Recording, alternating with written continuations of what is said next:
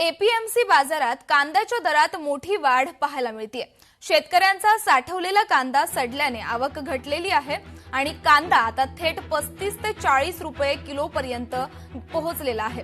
या संदर्भात व्यापाऱ्यांसोबत संवाद साधलाय आमच्या प्रतिनिधी आकांक्षा देशमुख यांनी। नवी मुंबईतील कृषी उत्पन्न बाजार समितीमध्ये सध्या कांद्याचे भाव हे वाढलेले आहेत, त्यामुळे कांदा हा सर्वसामान्य नागरिकांसह व्यापाऱ्यांना देखील रडवत आहे। आपण याच परिसरामध्ये आहोत। आपण जर पाहिलं असेल तर एपीएमसी मध्ये मोठ्या प्रमाणात राज्यभरातून विविध राज्यातून माल हा कांद्याचा या ठिकाणी येत असतो, मात्र यंदा शॉर्टेज असल्यामुळे आवक ही कमी झाली आहे आणि त्यामुळे दर हे वाढलेले आहेत। 5, 10 ते 15 अशा रुपयांचे हे दर वाढलेले आहेत।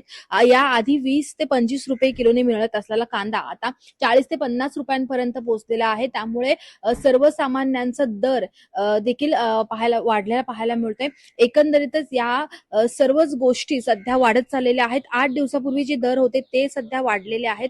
आपण जर पाहिलं असेल आपल्या सोबत व्यापारी आहेत, आपण त्यांच्याकडून जाणून घेऊयात। सर, नेमकं काय सांगाल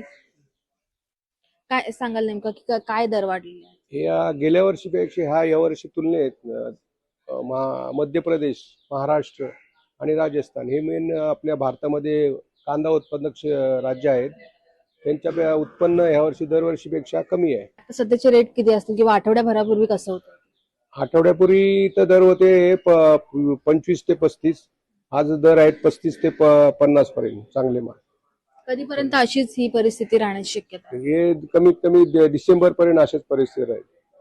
खरं तर आपण पाहिलं असेल तर कांद्याचे हे दर झपाट्याने वाढलेले आहेत। पुढील काही महिने ही परिस्थिती अशीच राहण्याची शक्यता व्यापाऱ्यांनी व्यक्त केलेली आहे। व्हिडिओ जर्नलिस्टसह मी आकांक्षा देशमुख, लोकशाही मराठी, नवी मुंबई। लोकशाही मराठी ऐका, पहा, जागरूक रहा।